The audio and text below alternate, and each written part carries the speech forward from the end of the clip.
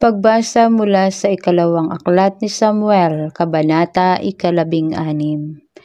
Si David ay pababa na noon sa bundok nang sa di kalayo ay nakasalubong niya si Seba, ang alipin ni Mephiboset.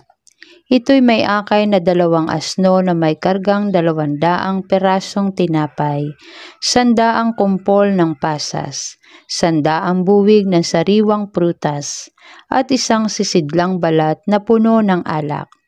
Anong gagawin mo sa mga yan, Seba? Tanong ng hari. Sumagot si Seba, ang 2 asno ay para sa sakyan ng inyong pamilya. Ang tinapay at ubas ay pagkain ng inyong mga alipin, at ang alak po naman para sa sino mang manghihina sa ilang. Saan naroon ang anak ng inyong Panginoong si Saul? Tanong ng hari. Nasa Jerusalem po, tugon ni Seba. Sapagkat ang paniwala po niya ay ibibigay na sa kanya ang kaharian ng kanyang ama. Sinabi ng hari, Seba, ang lahat ng ari-arian ni Mephiboset ay magiging iyo.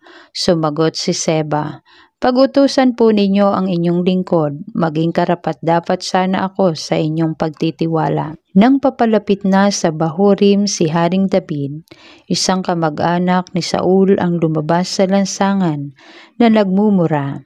Ito'y si Semi na anak ni Gera.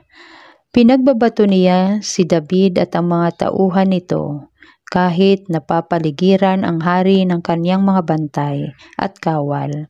Ganito ang kanyang isinisigaw, lumayas ka, mamamatay tao, kriminal, nagiganti na sa iyo si Yahweh, dahil sa pagpatay sa sambahayan ni Saul at pag-agaw sa kanyang trono.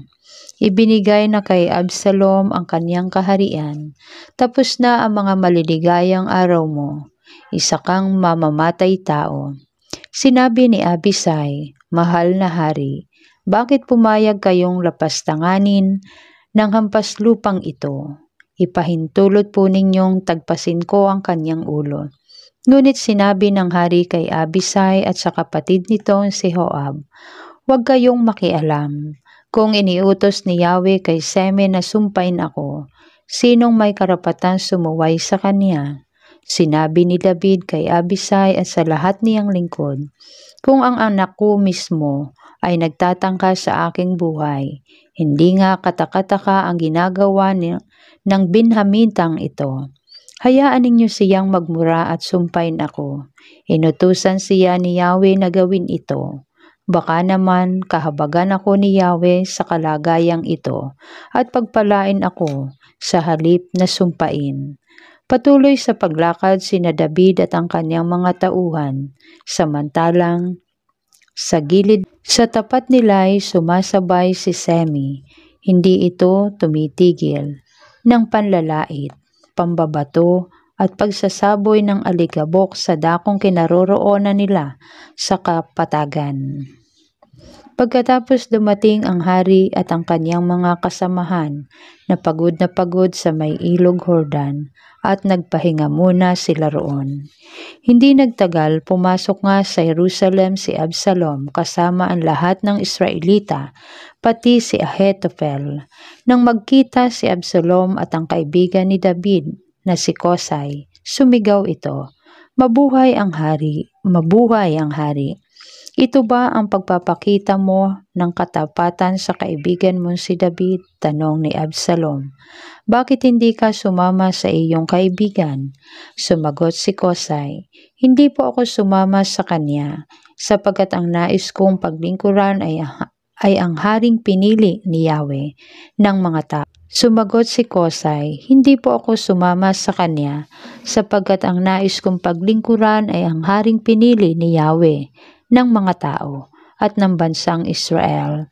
Hindi ba marapat na paglingkuran ko ang anak ng aking Panginoon? Paglilingkuran ko po kayo tulad ng paglilingkod ko sa inyong ama. Tinawag ni Absalom si Ahitophel at humingi ng payo rito. Ano ba ang mabuting gawin natin? Ganito ang gawin mo, wika ni Ahitophel.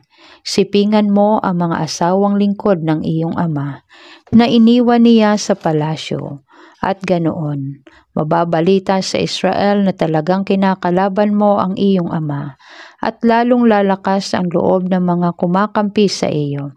Kaya't kanilang ipinagtayo si Absalom ng tolda sa itaas ng palasyo upang makita ng buong Israel ang pagsiping niya sa mga asawang lingkod ng kanyang ama. Noong panahong iyon, ang mga payo ni Ahithophel ay itinuturing na salita ng Diyos. Maging sina David at Absalom ay sumusunod sa kanyang mga payo.